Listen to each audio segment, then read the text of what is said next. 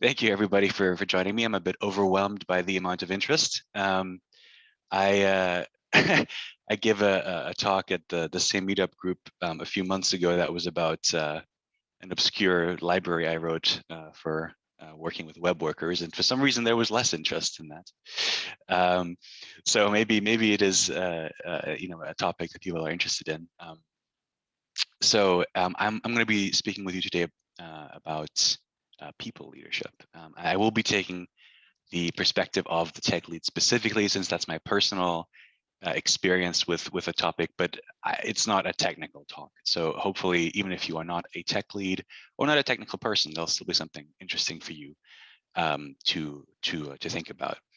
And it's not a very long talk. It will take about 30 minutes for me to go through the slides. And typically afterwards, people have questions or have interesting thoughts. And I'm personally very keen to learn more about this topic too. So let's have a great conversation afterwards. Please, write down any ideas, thoughts, or questions that you might have, and we'll just talk about it afterwards. I'm really looking forward to that. Okay, so let's talk about AIDER, and we'll find out what that is very soon. Just so you know who I am, who's talking to you here from this dimly lit room, my name is Rufus. My Twitter handle is Rufus Ragunath, if you'd care to give me a follow.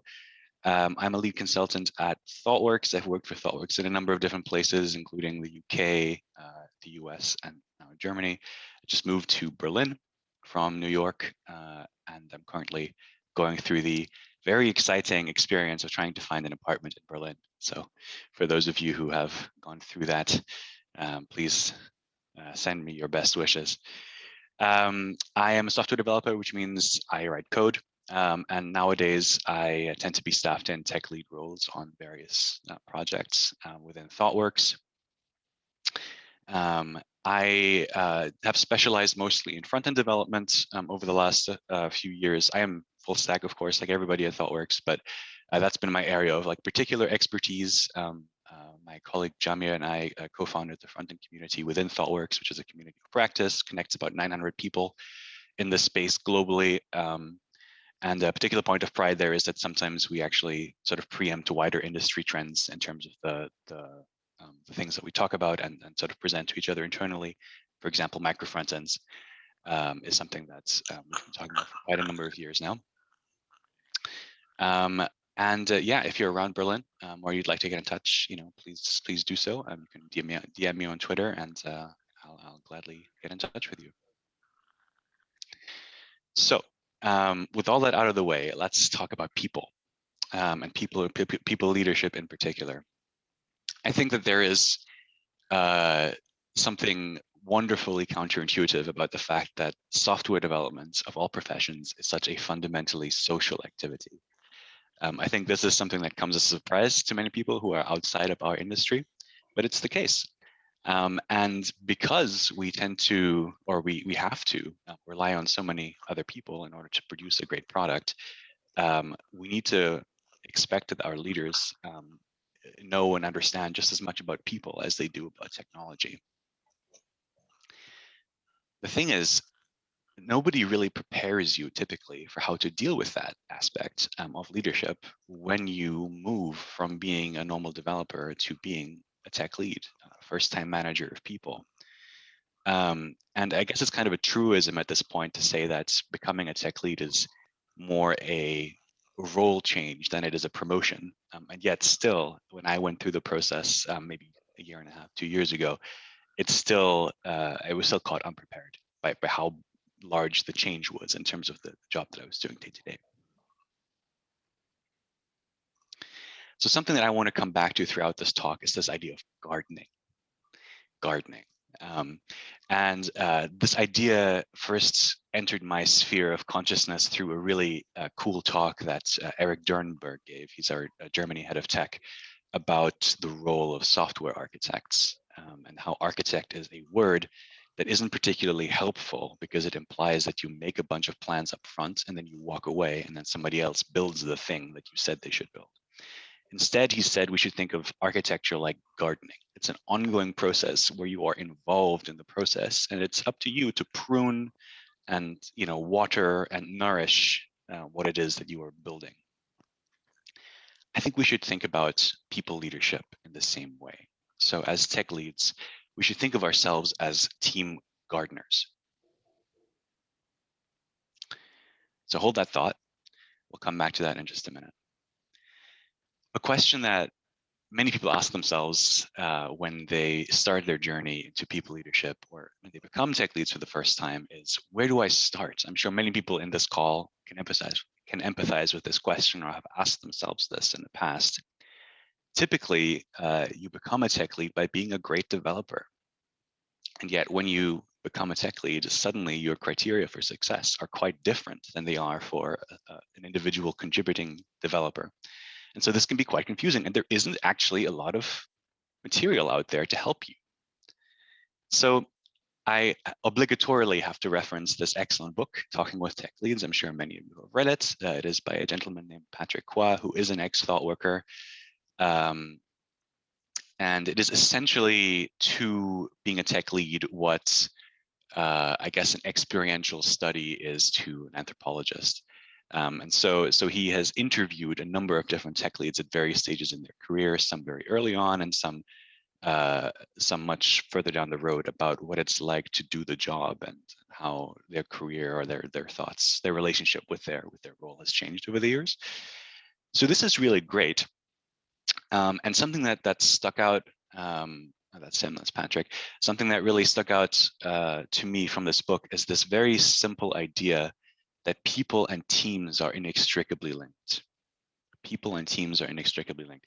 It seems very obvious on the surface, but I think there's actually something very meaningful in there that we can use to our advantage when we think about how we want to structure our people leadership.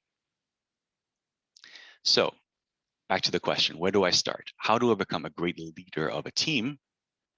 By thinking about people. So returning now to the analogy of the gardener, as the tech lead, you become the person who lays the fertile soil for people in your team to start sprouting and turning into sunflowers one day, or whatever other kind of flower you like.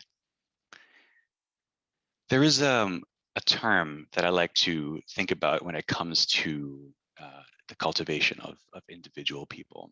And that term is self-actualization. Some of you may be familiar with it, especially if you're interested in psychology, or maybe you studied psychology at some point. It's a term that was coined in the 50s by a guy called Abraham Maslow, who was a psychologist.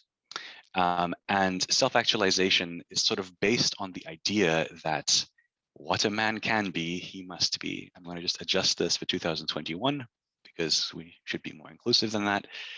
But the fundamental idea here is that as human beings, that we have an underlying fundamental drive to become more, to become better than we are. That is just natural to us as a species. And the thing is that if you can hook into this drive that people already have, you can help them turn into sunflowers. And if you can do that with every individual, suddenly you have a garden. So that's all very well and good. Let's have a look at what self-actualization actually is and how it works. You might have seen this graphic before. It's called the hierarchy of needs, or Maslow's hierarchy of needs, as it's commonly known.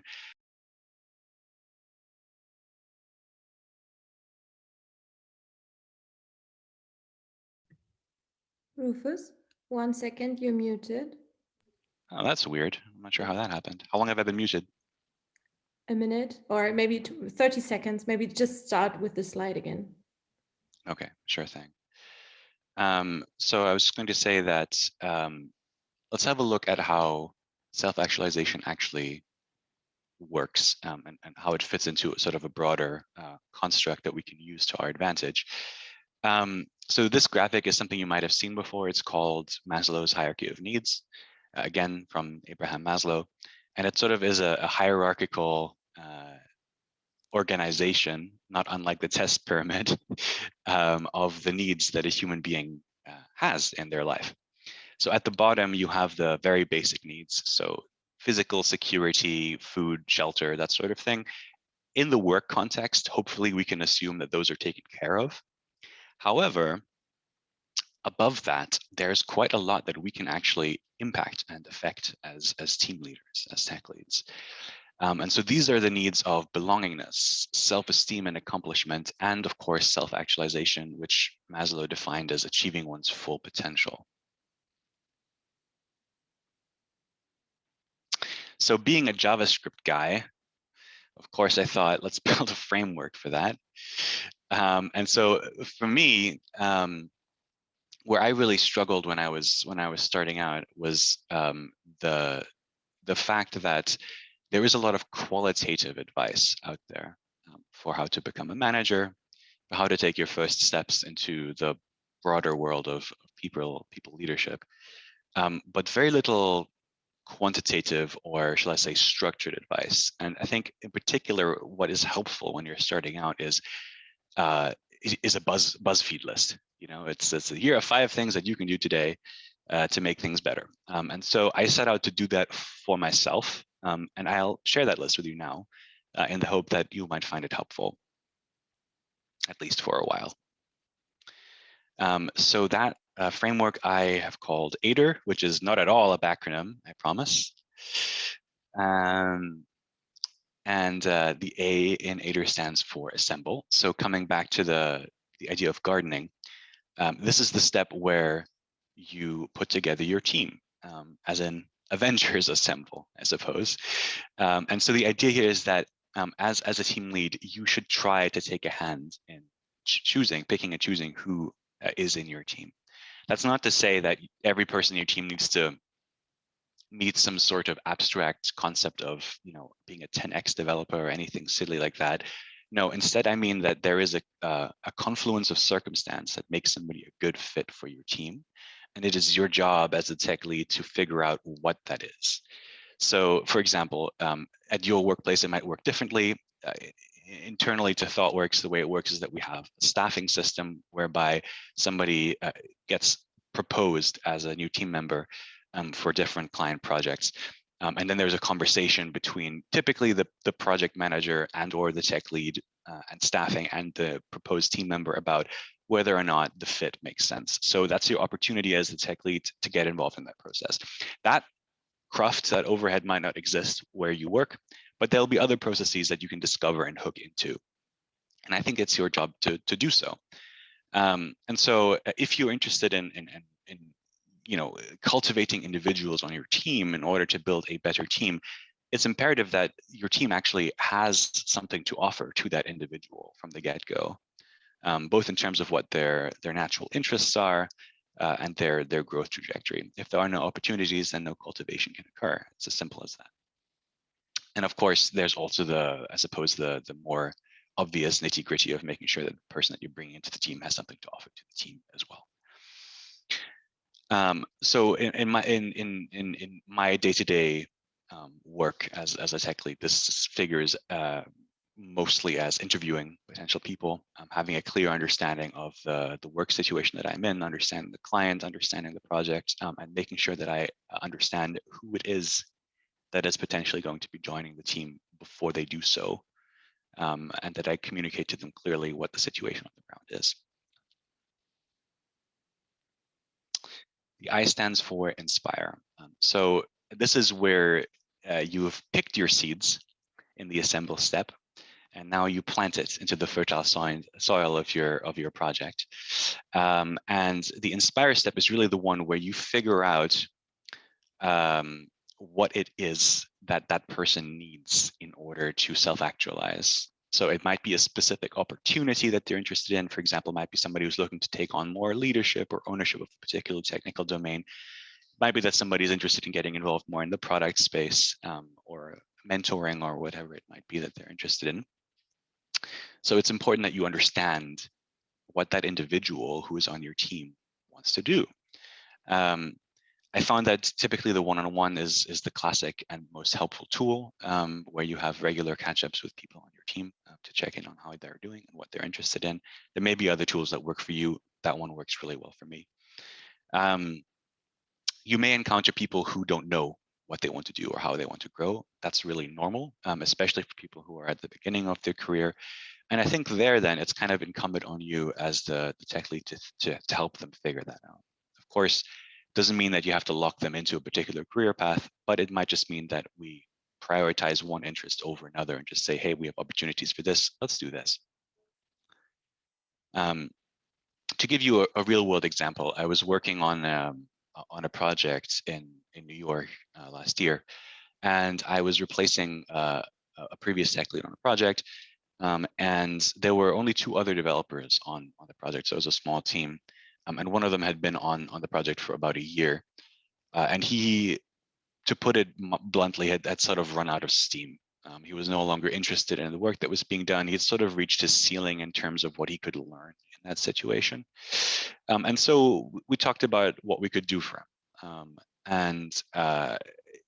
Basically what it came down to was finding new ways to challenge him that hadn't previously been open to him because the previous tech lead hadn't had those conversations with him. And so we discovered that he was interested in doing more backend work. And so he had been focusing on the mobile app a lot that we had been building. And so we gave him the opportunity later on to do more of that. And that step is what I call the develop step, which is what D stands for. So this is kind of where you have to follow through on your promises. So now that you've inspired an interest, you now need to figure out how to actually cultivate it. So this is where you provide the nourishment that this person needs to actually grow, right? So that's why we have the picture of the watering can here.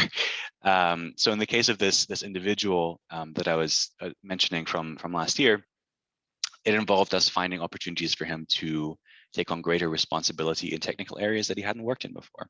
So he was interested in backend development, and so we gave him the opportunity to solo on some backend related work before. We typically pair program a lot, so that sort of put him in a place where he had to take on some more responsibility for himself, and it gave him the opportunity to make some mistakes.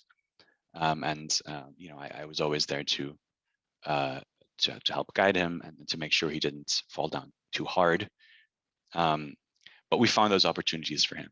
He was also interested in doing more business analysis, and so we let him do that. So he would have first drafts. He would have the opportunity to do first drafts at story writing, which I would then review with him and talk about the craft of software development beyond simply programming, which is of course the hat that programmers typically tend to wear. But we were able to expand his horizons a bit beyond his specific role. And then finally, and this is the one that I'm the most, proud of retrospectively, he was interested in taking on more mentoring responsibility.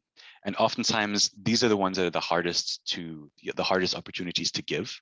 Not necessarily because there aren't mentoring opportunities, there are always mentoring opportunities, but because I think as tech leads, we tend to naturally want to hug those in ways that kind of prevent other people on our teams from fully realizing their own potential. So there's an element of delegating that can be really helpful in terms of giving opportunity to others. So in this case, we had a new person join the team. It was actually her first job as a developer ever, her first project ever. And so we basically decided that this other developer would be her go-to sort of for technical mentorship. And they developed a really good relationship. They had regular catch-ups, they did TDD kata, and out of that came a lot of interesting conversations that I had with the developer that was doing the mentoring about teaching and communicating in a way that somebody who is not yet in the jargon of the industry can understand, which was really valuable.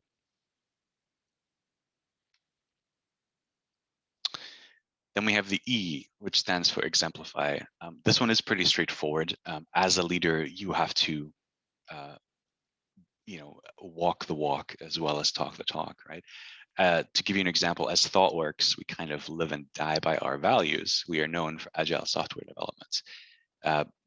We have to practice what we preach. If we don't, clients lose faith in our work. And so as I guess the most visible, on the ground leadership representative, the tech lead has to fully own those values and exemplify them, not just for the client, but of course also for the team. So one of the nicest pieces of feedback that I ever received was actually, again, on the same project, the same person that I'd been working with this whole time. He told me that one of the things he most appreciated about my work on this team was that I came in with a lot of interest in having difficult conversations with the client. It was an account, it was a relationship that had stagnated somewhat. It was very established, very routine engagement at that point. And for him, it was really nice to see that I was willing to go in and disrupt and ask difficult questions. And that actually led to us making some really significant changes in terms of the engagement structure, the way we were writing the software, and it led to some really big technical wins.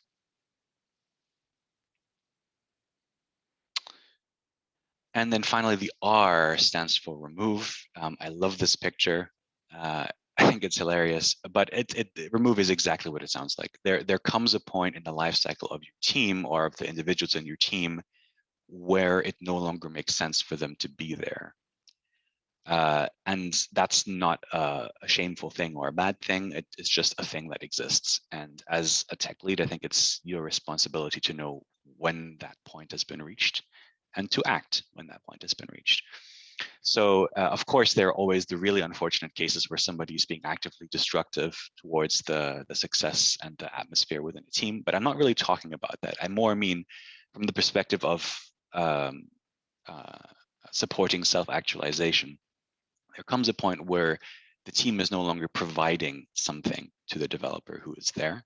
And as a result, the developer sort of begins to lose interest or begins to wilt, if I can use another flower metaphor, and they no longer do their best work for the team. So the team is no longer benefiting from that as well. So when that happens, again, from a sort of consultancy Thoughtworks perspective, what I do is I start conversations to maybe do a roll-off. So in the case of this this developer that I've been mentioning from last year, after about another half a year of work on the project, we sort of got to another plateau. And it just became clear that there wasn't really much more that he could learn from the project. He'd been on there for a long time, and it was time for him to go and do something else, stretch his wings and fly. And so we started the conversation to have him rolled off the project. We brought in somebody new, had a fresh pair of eyes, who also reinvigorated the team. So removing that person at that point was simply the right call, both for the individual and for the team. So that's the AIDER framework in sum. So assemble, inspire, develop, exemplify, and remove. So I hope that sort of thinking about these individual steps can help you, I guess, find tangible actions that you can take towards helping your teammates self-actualize, which then in turn will help you produce more creative and more engaged teams. I think that really is the beginning of strong people leadership. One thing that I haven't mentioned that I've sort of skated over in this presentation is I think I kind of make it sound as though leadership happens only on the individual level. I don't mean to suggest that at all. There are, of course, many things that as a tech lead you can do that impact on the team level. The reason why I chose not to focus on that in this presentation is because I think a lot of the principles and practices of agile software development already give you some very good guidance and guardrails to create a strong team environment and culture that helps you be a good leader. So what I'm more concerned with is how do you help individuals? How do you help cultivate individuals on the more granular single person level in order to build up a strong base of people leadership that results in a strong team? So if I can summarize what I've said, to become an effective leader and enabler of teams, as a tech lead, number one, act like a gardener, meaning realize that your job is a continuous one. Being a cultivator and a people champion is a full-time part of your job. Pat Kwa says it's probably about a third of your job. So expect to spend your time accordingly. Number two, go flower by flower. So treat the people on your team like individuals, understand their individual strengths and weaknesses and interests, and use that schema to then build up your garden flower by flower. And number 3, be an aider. Use the framework as long as it works for you. Try it out. Throw it away when it stops working for you. It is just a BuzzFeed list to get you started, and hopefully give you a little bit of structure to start out on your journey of people leadership. And that's really all I have to share in terms of ideas. I'd love to open up the floor for discussion and questions, and see what you all think. Thank you. Thank you, Rufus. We've reached the Q&A session, as Rufus just mentioned. And we have our first question. Also, for everyone, please feel free to unmute yourself. I know we're a lot of people, but we'll give it a try, as it's been quite quiet.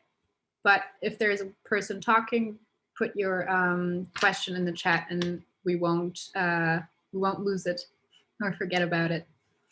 And we have our first one, Andreas Rutten. Do you want to unmute yourself and ask the question? I think the rest of the question got lost within the chat. Yeah, I was about to type that, but of course I can also just ask via voice. Do you hear me? Yes. Okay. Yeah. Hey, Rufus. Thanks a lot for the nice presentation. It seems to me that you use the terms team lead and tech lead quite interchangeable. Is that by accident or on purpose, or would you be able to see a difference? Yeah, for sure. It's not by accident, but I'm not sure if the reason that I'm doing it is good. So let me explain. I wrote this, or I thought about this framework from the perspective of a tech lead, because that's the transition that I was going through, and I wanted to reflect on my experiences and what had worked for me and hadn't worked for me. But at a certain point, I also realized that, of course, people leadership is not something that's unique to tech leads. And so I've been trying to pull back from the term tech lead specifically in order to, I guess, to make the material feel more accessible to a broader audience. So that's really the only reason. I don't mean to imply that they're interchangeable.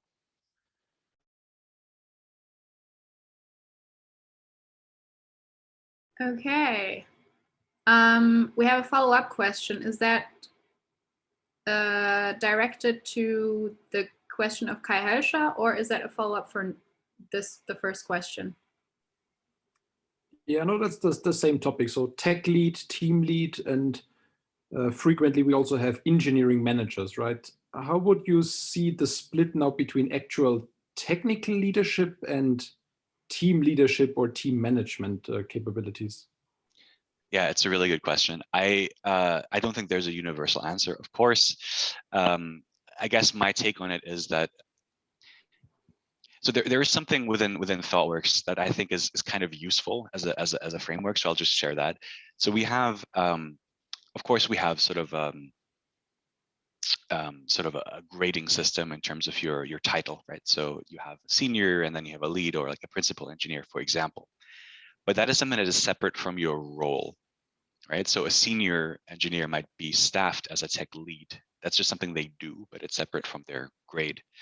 So that is a concept that I think is quite helpful to keep in mind when it comes to the team lead, tech lead, engineering manager situation as well, because I think team lead is more of a role than a title.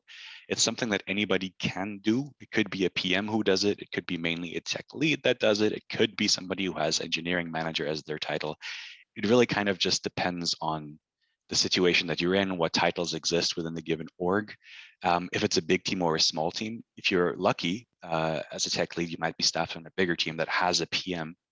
But if you're unlucky, or I guess it depends on what your interests are, you might be in a very small team where a lot of that team management stuff does fall to you. So I sort of see it as there is a lot of, it's always a very sort of situationally dependent. The important thing is just that somebody does this. Somebody needs to own the team lead role, regardless of what their title is. And I think, at least for me, this is my personal opinion, so don't obviously take this as gospel, but my personal opinion is that if you are a tech lead, the buck kind of stops with you. Like, if nobody else is going to do it, you do it. So at the end of the day, you're responsible for making sure that important things happen, not just technically, but also in terms of people leadership. Thank you. One thing that I forgot, Rufus, could you stop sharing your screen? I think the Q&A would be much nicer if we can all see each other. That'd be awesome. Thank you very much. So next up from Brittany, how do you balance the technical tasks and interruption from people? Both are important. It's interesting. Even the framing of interruptions from people is an interesting one, isn't it? Because I think that sort of betrays a very typical engineering mindset. What I was saying earlier, I think really applies to this, which is that becoming a tech lead is really a role change. It's not a promotion. So if you're thinking about your job as a tech lead along the same success criteria, oh, that was a question, I'm sorry. If you're thinking about your job as a tech lead along the same success criteria that you had before as a developer that was doing technical work, then you're probably not going to have a good time at the end of the day, because expectations of you are different. You know, it is at least partially a managerial role. So balancing technical work and people leadership is inherently challenging, definitely. But there's also a part of just accepting that that's what your life is now. This is kind of where I sort of like the split that Pat Qua has in his book. He talks about the three main coming out of the interviews that he had with these tech leads. He sort of deduces the three main factors that make up a tech lead's role, being technology, of course, so coding, technical leadership, people, so management of people, championing of people, cultivating people, and communicating with the business. So acting as a go-between, technical between the team and the broader stakeholders. And I think if you understand that that's just what your life is now, those are the criteria by which you're being measured, then of course it'll feel less like interruption when you're dealing with people on the one hand. On the other hand, it is genuinely challenging, of course, to do technical work, quality technical work, whilst also doing other things, right? Manager time is different from developer time. So part of that is also, of course, developing, how shall I say, a certain facility with keeping enough of your calendar free for coding. I think the typical wisdom is around 30% of your time, but of course your mileage might vary. Kai says, thanks for the talk. And his question is, what personally is the most difficult thing for you to do in your daily life as a tech lead?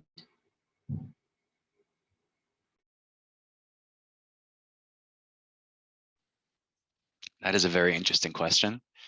I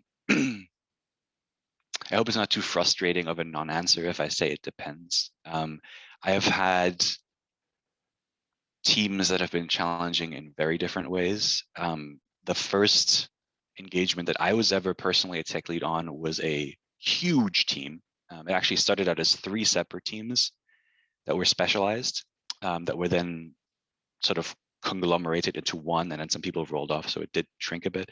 But it was a very large team, and it was an unusually high proportion of principal and lead consultants. So it was not an easy social environment in which to become a first-time tech lead. So what about that? Of course, the difficult experience was, gaining trust with the team, building up a rapport, and just finding a way to herd cats. Oftentimes building consensus can be really difficult as a tech lead, especially if you have excellent and experienced colleagues who have strong opinions. Looking at you, Thoughtworkers. So that can be a really challenging part of the role, certainly. There is a skill to knowing when to put your foot down. You don't want to do it too soon. You don't want to burn too much social capital with the team, but you also don't want to do it too late and waste time. So that is something that certainly comes with time, I hope.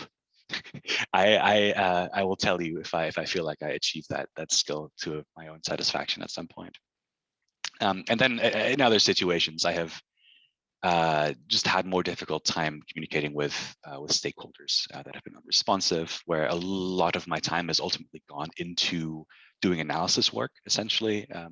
Didn't have a PM, didn't have BAs, didn't have that whole suite of capabilities on the team. And so all that stuff, like I said, Buck kind of stops with you, ended up on my plate, because I wanted to keep the plate of my developers mostly clear for actually programming. Whether or not that was a good decision is also debatable. Of course, we could have shared responsibility more broadly, so I'm certainly reflecting on that. But the move for me in that situation was to fight to get a BA staffed on the project, and that ultimately resolved the problem. So there is an element of leading upwards as well as downwards if you're tech lead, meaning that you don't just influence the team, but you also influence the people who are above you to give you and the team what you need in order to succeed. Friedrich asks, what do you think about leaders who say, if there is a fault, then the respective developer is guilty? That's silly. I hope that that this is not the reality of too many people on this call. Of course, that is the case in many work environments. Please don't be that person on teams who leads like that. At the end of the day, of course, faults are things that we produce as a group, right? As I said in the beginning, software development is a very collaborative activity, and so blame, if you want to think about it like that, is of course communally shared. But it's also, of course, like things like bugs and defects are a normal part of the process. And I think a lot of there's a lot of cruft around agile software development these days, a lot of buzzwords, but I think one of the really good ideas, pure ideas that came out of the agile movement, if you will, was the idea that defects are normal and that we can fix forward by building systems and processes that accept them and are robust to them. So hopefully those can help you navigate such difficult work environments. Caro asks, seems to me that in tech, most of the leaders prefer workers with a lot of experience. Which do you think could be an opportunity for people beginning a career in tech?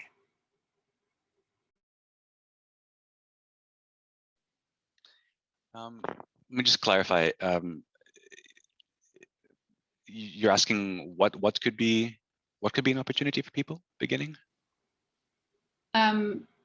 So the question is, seems to me that in tech, most of the leaders prefer workers with a lot of experience. Which do you think could be an opportunity for people beginning a career in tech? And Caro, please feel free to rephrase the question or unmute yourself.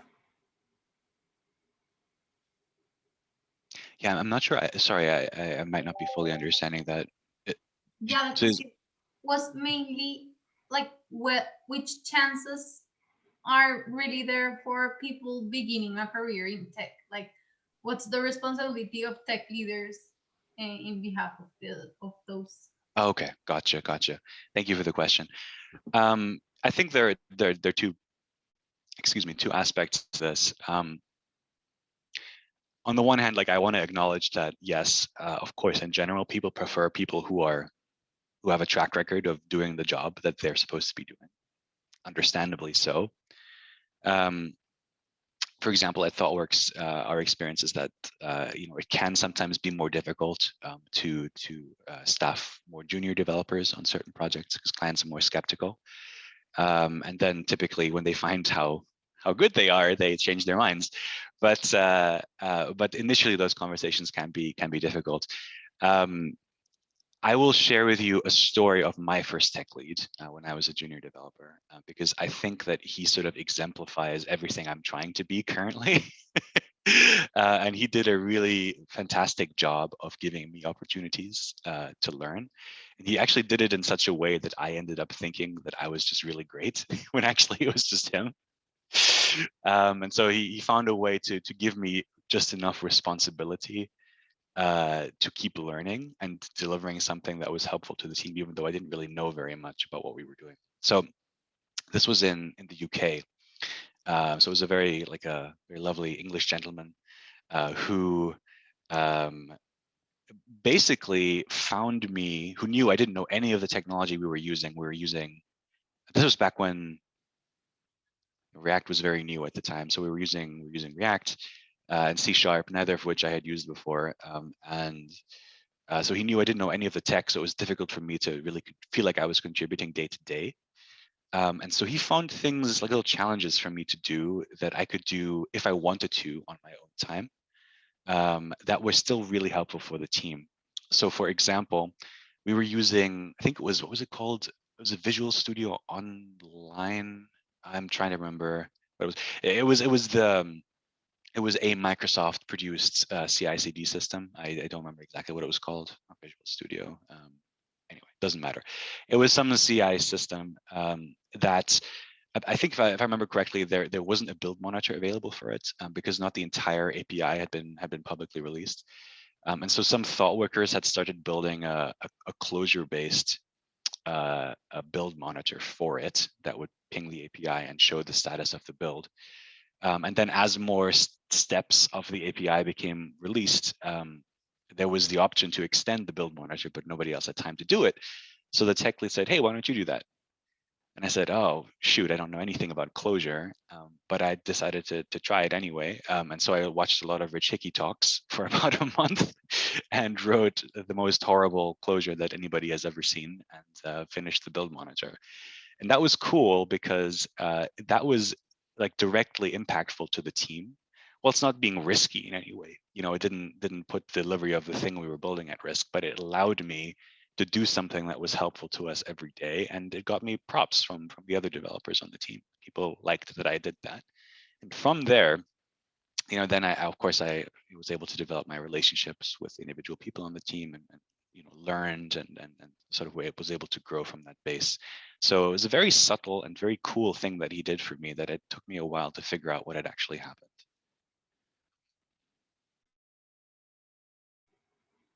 Clive asks, what do you think about, Clive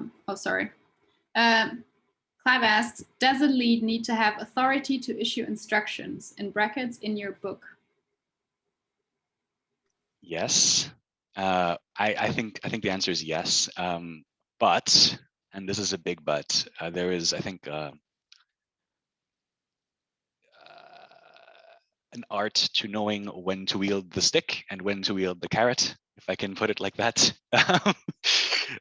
So I think in the ideal situation, when you have a strong team that knows what they are doing, there is very rarely an occasion where you have to make it where you have to put your foot down on something and tell somebody to do something, period, because it has to be like that now in order for us to get things done. Of course, that's the ideal situation where you can sort of mostly lead by consensus and be a tiebreaker in the case that there isn't consensus in the team.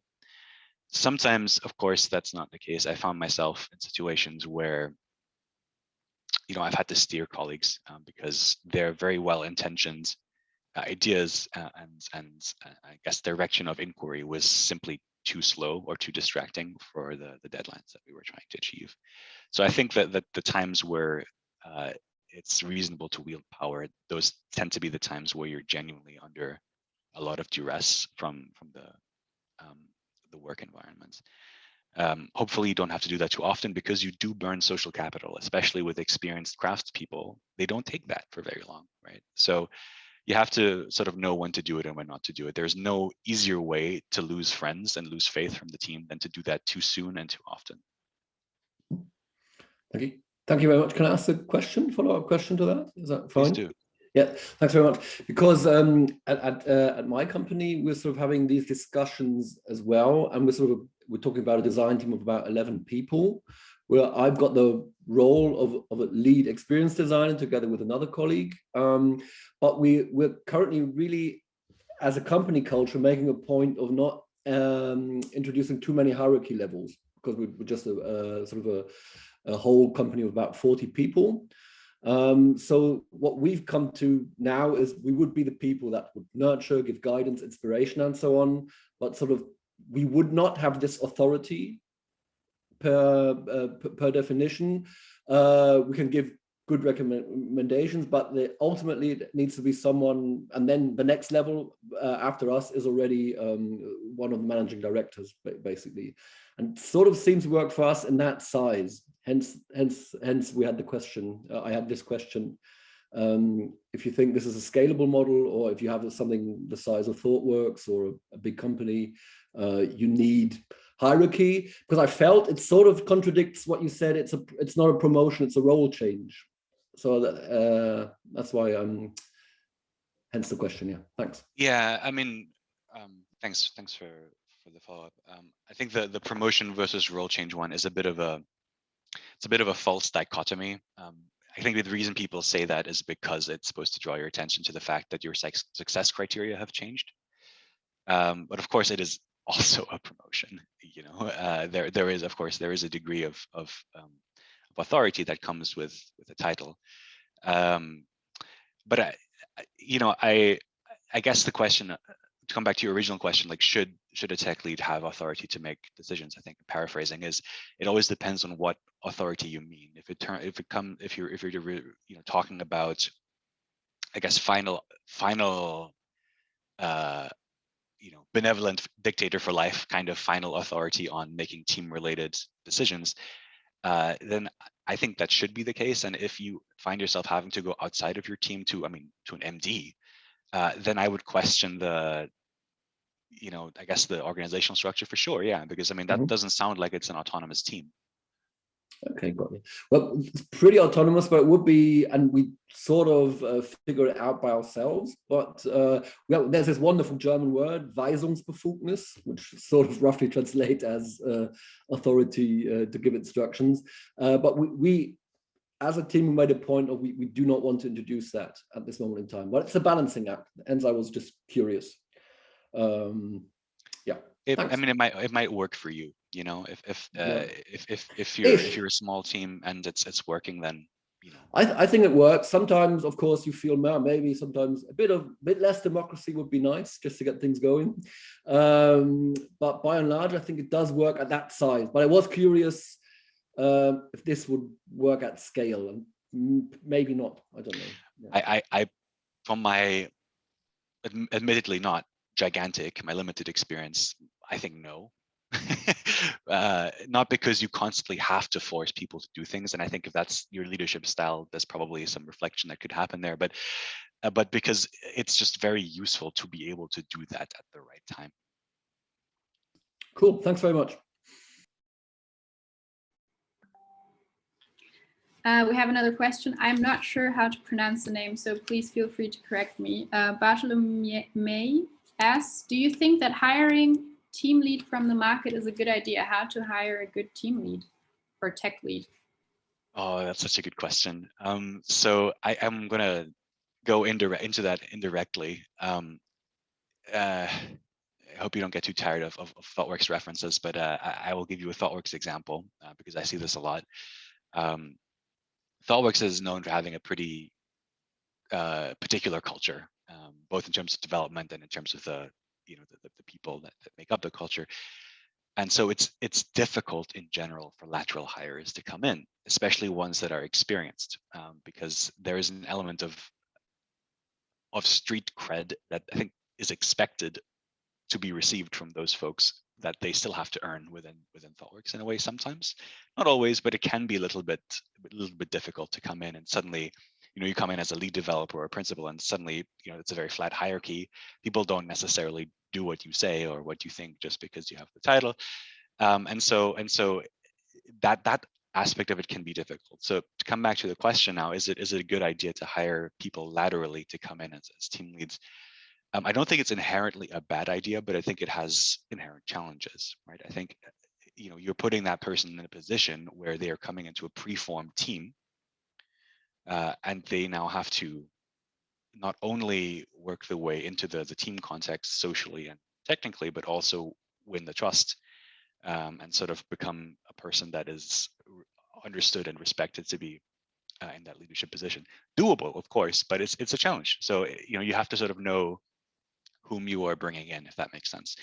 I find that in general, the transition from being somebody who is already inside the team and then rises to maybe replace a leader who is leaving is probably a more gentle one for the individual involved.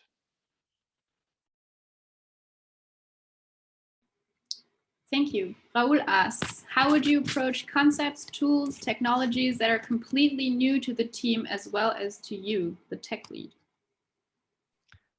Yeah, that's a difficult situation, isn't it? I'm currently somewhat in a similar situation. So my team is currently evaluating the best tools for a very short-term project for a new client. And we think currently that those tools might be tools that none of us know. So that's a difficult choice, because on the one hand, we think the most natural tools for the job are ones that we would have to learn. On the other hand, learning also costs time, and we don't have a lot of time. So there's a weird, weird trade-off that we're having to go through at the moment. But the way that I would approach that, or that I am approaching it, is hopefully with transparency. I think as a tech lead, it is not incumbent on you to be infallible, or even to be the best developer in your team. I think people have a lot of misunderstanding about that like you have to be the embodiment of the sort of hacker guru 10x developer person in order to have the title. But really, you just have to be somebody who's willing to do the job and who can do it well. Of course, like you have to have programming chops and experience, but you definitely don't have to be the best or most experienced developer on the team. And I think if you can approach the situation with humbleness and transparency, we're all on the journey together, we're all learning together, then the team will come along with you for that, right? Next question is posed from Marie-Louise, and that's been already commented in the chat. Provocative question. Is it a good idea to promote someone who's a good developer into a position where he needs to be a leader of people, even an AIDER? Would it be better to hire a good leader and teach him or her or they in tech? Yeah, I saw that question in the chat. I'm glad we had time to get to it. I think this is a good one. Yeah, I suppose this is referring to the Peter principle. Yeah, the idea that people are promoted to the level of their incompetence, and then they're just incompetent at their job. Yes, I think that it's not necessarily a good idea to promote somebody into a different role because they were good at their previous role. I think there is something to the Peter principle that rings true with what I've seen, especially the large organizations. But I would say we can also take a more empathic, more people and cultivation minded approach to this and say that this is somebody who needs support.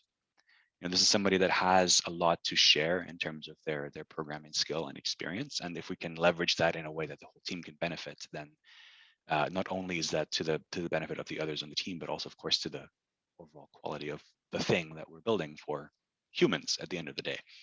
So if we could pose it more as a question of cultivation for the individual that is stepping into those shoes, then I think we're more on the right track. So I don't think it's necessarily a bad thing to promote such a person, but they need support.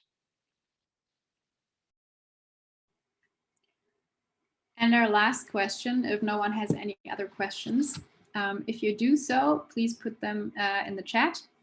Livia asks, when getting to the point of removing a person from the team, the R from the AIDER, usually customers seem very reluctant to agree to replace people, as they prefer keeping them in the team as a person that already has the knowledge and would feel that a new team member would take some time to get up to speed. How do you negotiate this with the customer?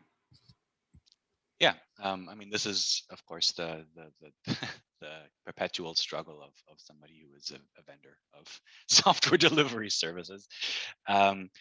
What I tend to find is that it's really helpful to get these questions out of the way up front. So there are just some non-negotiables as part of your sales package, as it is, So for us, there are a couple of things that matter to us.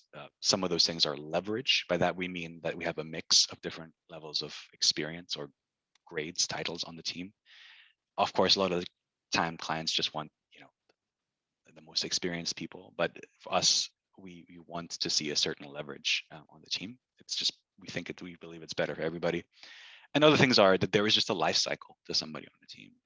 And so it helps if you have the wherewithal to have those conversations early on, so then you can just hook back into the exchanges that you've already had. Otherwise, yeah, it can be quite difficult. I think that's all I can really say about that. And that concludes our Q&A, I think.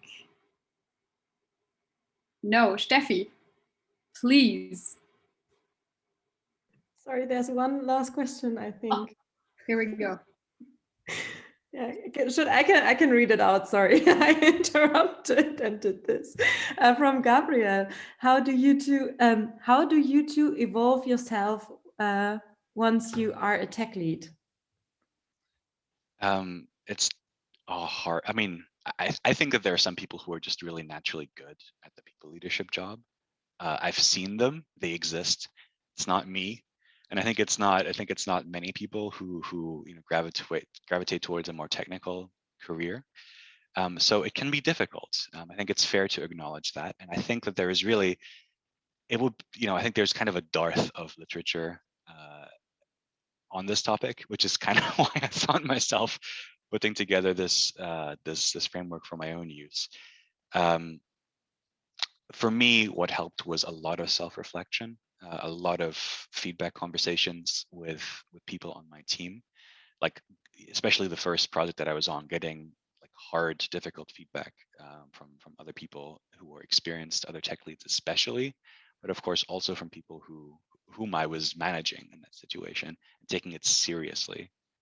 That was really the most important thing for me. So that allowed me last year really to spend the year twisting the various knobs and pushing buttons to try and figure out how I could do a better job. And read and watch things on YouTube, whatever you can find. There isn't a huge amount, but there is some out there.